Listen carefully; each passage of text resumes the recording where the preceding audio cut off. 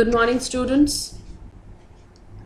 In the last class, we finished till the treaties that were signed when US and USSR decided to collaborate on limiting and eliminating the kinds of nuclear and the non-nuclear weapons, right?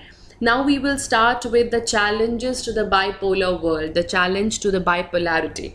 Now, if you remember, we have discussed what is a unipolar world, what is a bipolar world, and what is a multipolar world, right? So at that time, when Cold War was there, the world was divided between two superpowers, the US and the USSR, which means that the world was a bipolar world, right? So you know that the international alliances were there, and the countries all over the world were supposed to join either US or USSR, right? So here what was a challenge to these bipolar world was NAM. NAM posed a challenge to US and USSR, to the alliances that they decided not to be a part of. Okay, NAM member countries were neither a part of US nor a part of USSR. Now, what was NAM? NAM was non-aligned movement, right? Its roots goes back to the friendship between Yugoslavia's Josip Broz Tito, India's Pandit Nehru, Egypt's Gamal Abdel Nasser, Indonesia's Sukarno, Ghana's Kwame. Right? Now, these five leaders came to be known as the five founders of NAM. The first non-aligned summit was held in Belgrade in 1961, which is very, very important. Okay, you know the reasons why NAM came into existence. Number one was the background among these five countries, the cooperation among these five countries, which was very important for bringing up an international organization, that is NAM. Okay, then number two was your Cold War tensions. To ease the Cold War tensions, NAM came up, and also the entry of many newly decolonized African countries made NAM to come into existence. Now here you see that NAM gradually grew into a popular international movement. More than labeling it as an organization, it's wrong. It is better to call it as an international movement. Okay, so here you see that when it became an international movement, NAM started to face criticisms. NAM also started to be confused with various other terms such as neutrality, isolationism. Now, people started considering NAM as similar to isolationism, since NAM member countries were neither a part of US nor a part of USSR, neither their alliances and nothing. So they decided to stay away from the war, right? So therefore they were confused. NAM, the concept of NAM, the movement of NAM was confused with neutrality and isolationism, whereas NAM was different. Okay, NAM only meant to stay away from the alliances, right? Alliances created by the US or the USSR. Whereas if you see neutrality, then neutrality means a policy of staying out of war.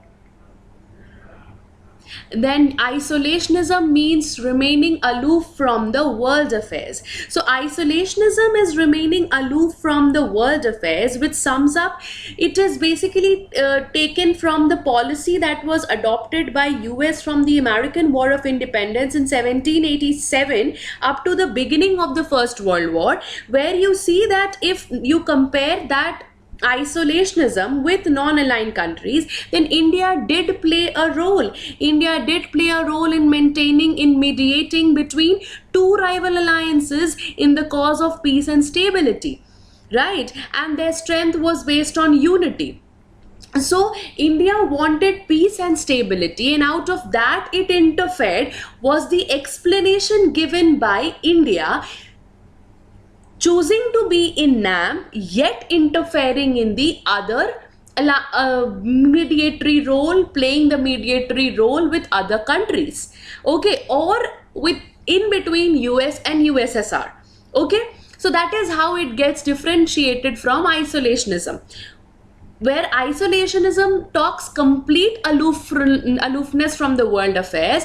NAM is not staying aloof, it is simply staying away from the alliances, yet playing a role in the yet playing the role as a mediator between US and USSR's various arenas of the Cold War, be it the Korean War.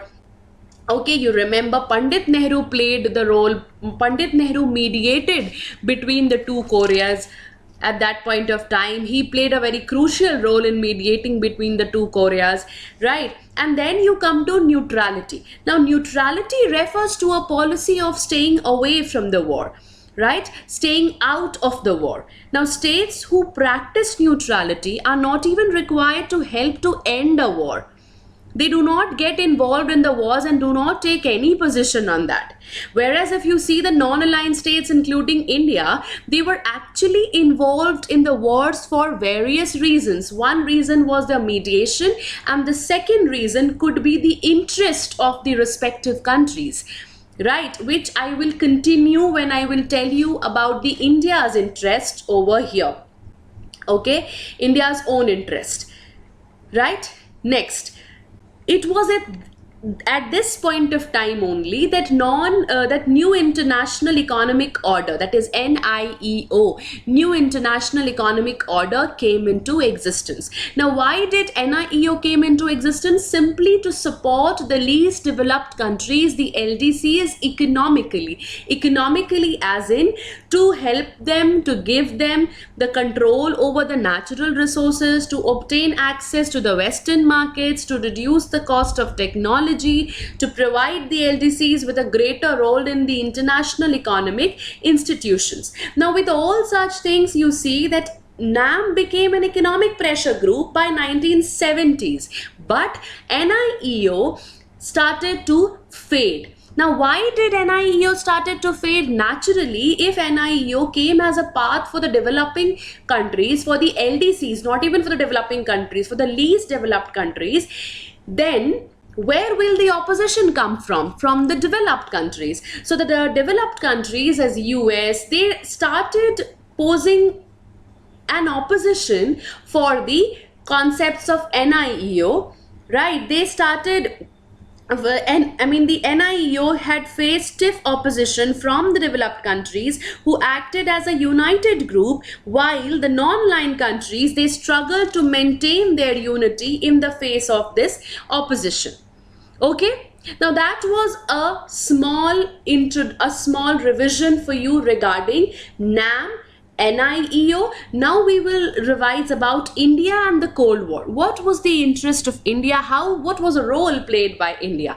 Now, India tried to stay away from the war, number one, but India also raised its voice against the newly decolonized countries who were being a part of or becoming a part of the alliances. Now, Nehru here very clearly, Pandit Nehru reminded the world that non-alignment was not a policy of fleeing away.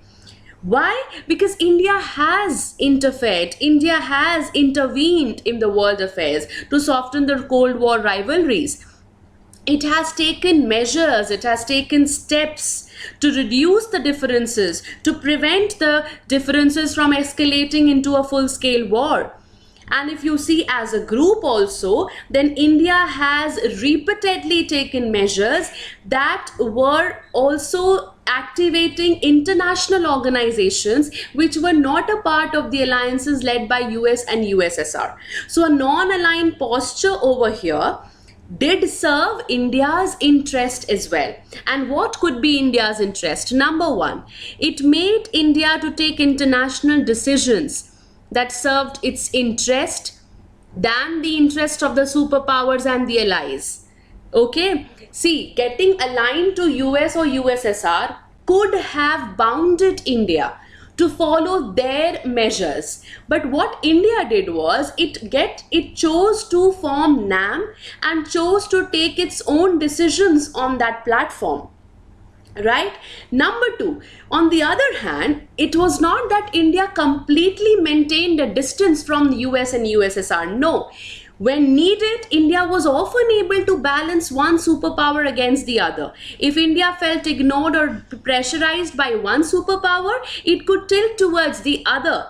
And neither alliance system could take India for granted, because India was an important country at that point of time, as it is today internationally. Okay, internationally, if you see your present prime minister, your present leader, he is also trying the same. He's trying to build up his international relations, and none of the countries out could take India for granted. Okay, because even population wise, geographically, economically, politically, socially, India is getting important. India is rising as a power.